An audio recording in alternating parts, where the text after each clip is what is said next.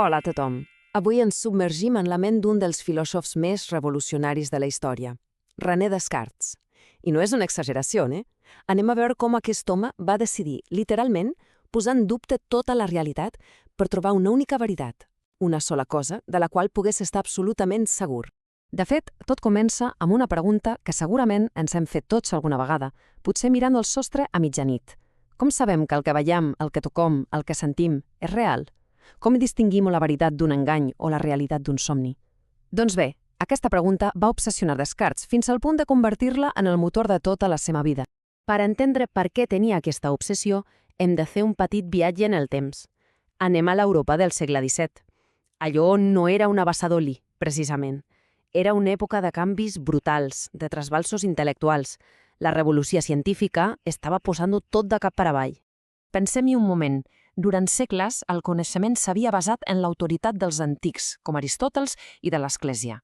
Però de cop i volta apareixen personatges com Copèrnic i Galileu que diuen «Ei, que la Terra no és el centre de l'univers i ho podem demostrar amb les matemàtiques».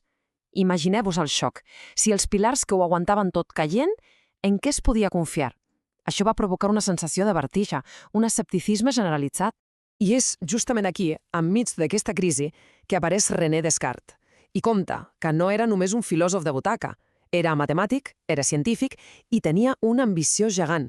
Trobar un nou punt de partida per a tot el coneixement, un fonament tan sòlid, tan segur, que fos impossible de posar en dubte. Ell mateix ho va explicar amb una analogia que és boníssima.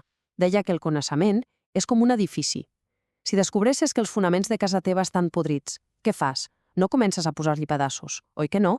El que fas és enderrocar-la tota i construir-ne una de nova sobre una base de roca. Doncs bé, aquesta era la seva intenció, ni més ni menys, per a tot el coneixement humà. Molt bé, però com s'enderroca tot el que creus saber? Com es fa això? Doncs Descartes va crear una eina perfecta per a aquesta demolició, el que va anomenar el dubte metòdic. La regla era simple però demolidora. Si podem trobar el més mínim motiu per dubtar d'una creença, per petit que sigui, l'hem de considerar directament falsa. Fora. I això no el fan a la babalà, eh? El seu mètode és supersistemàtic. És un procés en 3 fases, com una excavadora que va aprofundint cada cop més. Cada etapa és més radical i més bèstia que l'anterior. Som-hi, vegem com va desmuntant la realitat peça per peça. El primer nivell d'atac, els sentits. Són fiables? Doncs Descartes diu que no. Tots sabem de què parla. Un pall ficat a l'aigua sembla que estigui trencat. Un objecte llunyà sembla molt més petit del que és. Llavors, el seu argument és, si els sentits se'ns han enganyat ni que sigui un sol cop, qui ens assegura que no ens estan enganyant ara mateix? Conclusió, no ens en podem fiar. Primera víctima del dubte. Però la cosa no acaba aquí. Ara aprofundeix encara més. És el segon pas, l'argument del somni. De vegades tenim somnis que semblen increïblement reals, oi? I podem sentir, veure, tocar. I aquí ve la pregunta que fa Faradat. Hi ha alguna prova, alguna marca secreta que ens demostri sense cap mena de dubte que ara mateix no estem somiant? Que tot això no és un somni supervívid? La resposta de Descartes és que no. No n'hi ha. Vaja. I quan sembla que ja no es pot anar més enllà, arriba la traca final, l'etapa més extrema del seu dubte. A veure, fins i tot en un somni sembla que 2 i 2 fan 4, oi? Les veritats matemàtiques semblen segures. Però, i si no? Descartes planteja una hipòtesi terrorífica. I si existís una mena de geni maligne, un ésser superpoderós i malvat que ha dedicat tota la seva existència a enganyar-nos? Aquest geni podria estar manipulant la nostra ment per fer-nos creure que 2 i 2 són 4 quan en realitat són 5. És el dubte portat a l'extrem absolut. I aquí ens quedem, flotant en el buit, els sentits descartats, la distinció entre somni i vigília, impossible. Fins i tot les veritats més bàsiques de la raó podrien ser un engany monumental. Ja no queda res. L'edifici del coneixement ha quedat reduït a runes. Llavors què? És aquest el final? Ha fracassat la recerca? O potser és precisament aquí, en el fons d'aquest abisme de dubte, on Descartes trobarà la seva primera escletxa de llum. Doncs sí, ara ve el punt d'inflexió. El moment espectacular en què de les cendres de tota aquesta destrucció sorgeix la primera veritat inqüestionable. És aquesta. Una de les frases més famoses de tota la història del pensament. Aquest és el descobriment, el punt de suport, la roca sòlida sobre la qual Descartes reconstruirà tot l'univers.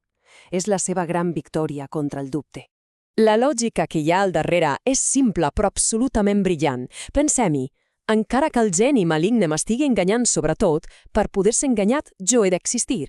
Si dubta és que estic pensant, i si penso és innegable que jo, aquesta cosa que pensa, existeixo. El simple fet de dubtar de la meva existència la confirma. És genial! I aquí el tenim, el cogito. Aquest és el fonament sòlid que tant buscava. És la primera peça, el primer maó del nou edifici del coneixement.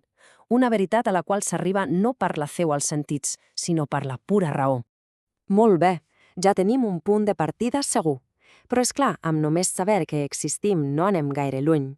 Ara comença la segona part del projecte, reconstruir el món. Anem a veure com ho fa, a partir d'aquesta única certesa. El seu raonament és com una cadena, una baula rere l'altra. Primer, existeixo com una cosa que pensa, d'acord. Segon, s'adona que dins de la seva ment hi té la idea d'un ésser perfecte i infinit, la idea de Déu. Tercer, es pregunta d'on ha sortit aquesta idea. Ell, que és un ésser imperfecte i limitat, no pot haver-la creat del no-res. Per tant, conclou que aquesta idea ha d'haver estat posada en ell per un ésser que realment sigui perfecte, és a dir, per Déu. I si Déu existeix i és perfecte, no pot ser un enganyador com el geni maligne, perquè enganyar és un defecte.